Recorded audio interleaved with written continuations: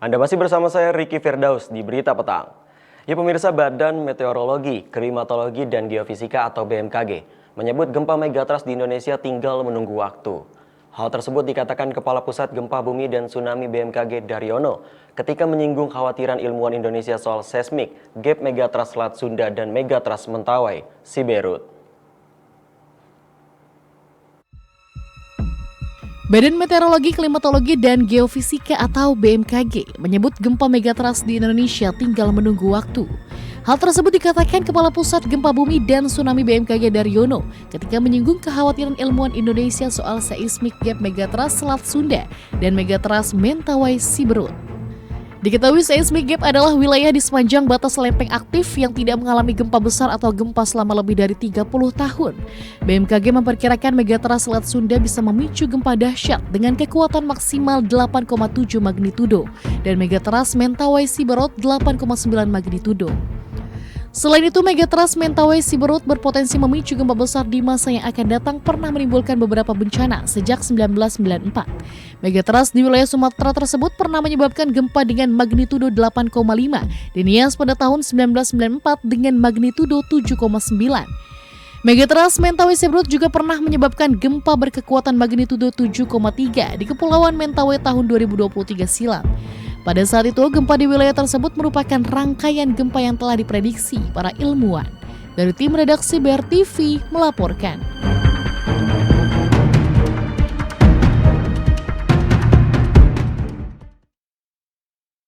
Ya pemirsa, untuk mengetahui informasi perkembangan terbaru saat ini, sudah bergabung bersama kami dalam virtual Zoom Kepala Pusat Gempa Bumi dan Tsunami, Bapak Dr. Daryono, SSI MSI. Selamat sore Pak Daryono. Selamat sore Mas. Baik, langsung saja Bapak. Saya ingin bertanya Pak, apa itu gempa megatrust dan bagaimana mekanismenya terjadi? Iya, gempa megatrust merupakan gempa yang bersumber di bidang kontak antar dua lempeng. Dalam hal ini adalah lempeng Australia dan lempeng Eurasia, yang itu pertemuannya ada di selatan Jawa, Bali, NTB, dan di barat Sumatera. Gempa megatrust ini bisa bervariasi kekuatannya, dari yang kecil sampai yang besar hingga mencapai 8 bahkan 9 magnitudo. Inilah yang menjadi kekhawatiran kita, bahwa gempa megatrust itu bisa memicu gempa-gempa besar. Kalau sumber gempa lain seperti sesar itu maksimal bisa sampai 7, misalnya 7,5. Tapi kalau gempa megatrust ini bisa sampai 8 bahkan sampai 9. Itu yang menjadi perhatian kita, bahwa kita harus mengantisipasi ini dengan mitigasi yang konkret. Baik Bapak, dan apakah benar Pak gempa megatrust ini hanya tinggal menunggu waktu?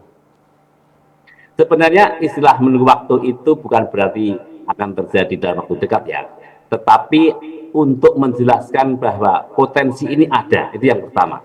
Dan kalau kita melihat catatan sejarah, bahwa kita ambil barat Sumatera, tahun 2000 sudah terjadi di Lampung, kemudian 2004 terjadi di Aceh, kemudian 2005 di Nias, 2007 di Bengkulu. Nah, sampai sekarang ada yang masih kosong di Mentawai Siberut. Dan yang saya maksud menunggu waktu ini adalah lokasi seismic gap ini, seperti Mentawai Siberut, yang sebelumnya yang lain segmen di sekitar sudah lepas semua, hanya ini yang belum. Jadi konteks menunggu waktu itu. Kemudian juga di Jawa seperti itu. Kita tahu tsunami 1921 itu terjadi di selatan Cilacap, Jawa Tengah. Kemudian 1994 di Banyuwangi. Kemudian 2006 di Pangandaran. Nah, yang belum adalah di Banten dan Selat Sunda. Tetapi pada tahun 1757 itu pernah terjadi gempa. Tapi hingga saat ini yang lamanya 267 tahun itu belum terjadi gempa di Selat Sunda.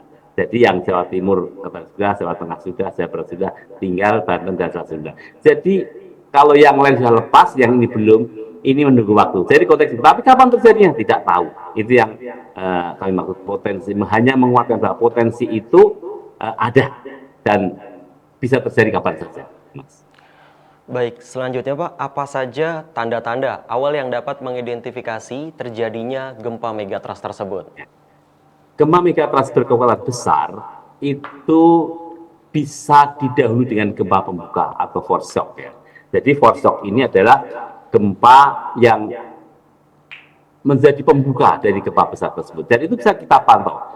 Bahkan hampir seluruh gempa besar yang pernah di dunia ini, baik yang terjadi di Aceh, di Jepang, di Chili, kemudian juga di Meksiko, itu gempa di atas 8 itu nyaris semua ada gempa pembukanya, yaitu gempa-gempa repeater atau repeating earthquake yang itu terjadi secara asak tapi terus menunjukkan akselerasi dan itu bisa mengakhiri dengan gempa besar ya. Karena ibarat kita mematahkan kayu, kita lengkungan kayu, kemudian ada bagian-bagian kecil yang patah, bagian kecil, dan kemudian baru patah betulan. Konsepnya seperti itu. Jadi hampir dipastikan gempa-gempa besar itu didahului dengan gempa foreshock, dan itu bisa kita pantau, Mas. Selanjutnya Bapak baik, gempa megatrust ini bisa dibilang tadi penjelasan Bapak adalah gempa yang cukup besar. Gempa tersebut apakah beresiko tsunami Pak apabila terjadi, dan apabila terjadi tsunami atau beresiko tsunami, gempa tersebut atau tsunaminya apakah bisa lebih besar dari gempa Aceh beberapa tahun silam?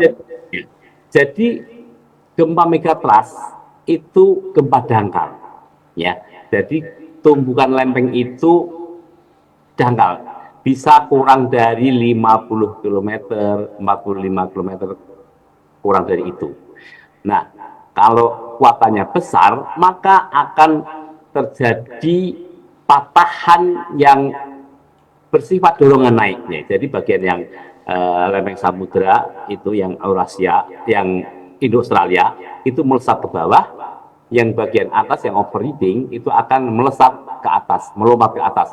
Di atasnya air laut, maka dia akan mengganggu kolom air laut dan itulah yang disebut tsunami. Sehingga gempa megatrust berkekuatan besar itu dipastikan patahannya naik dan itu akan mengganggu kolom air laut sehingga besar kemungkinan terjadi tsunami. Baik.